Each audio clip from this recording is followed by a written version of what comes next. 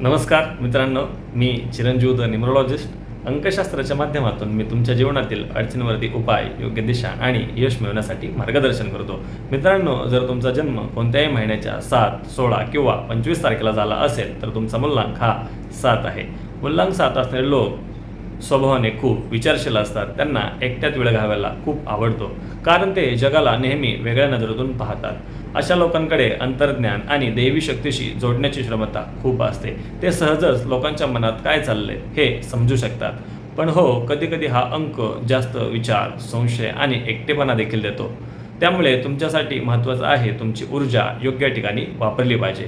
तर मित्रांनो, जर तुम्ही मुल्लांक 7चे असाल तर तुमच्या दैवी शक्तीशी जोडण्याची ताकद आधीपासूनच आहे. फक्त तिचा योग्य वापर करा.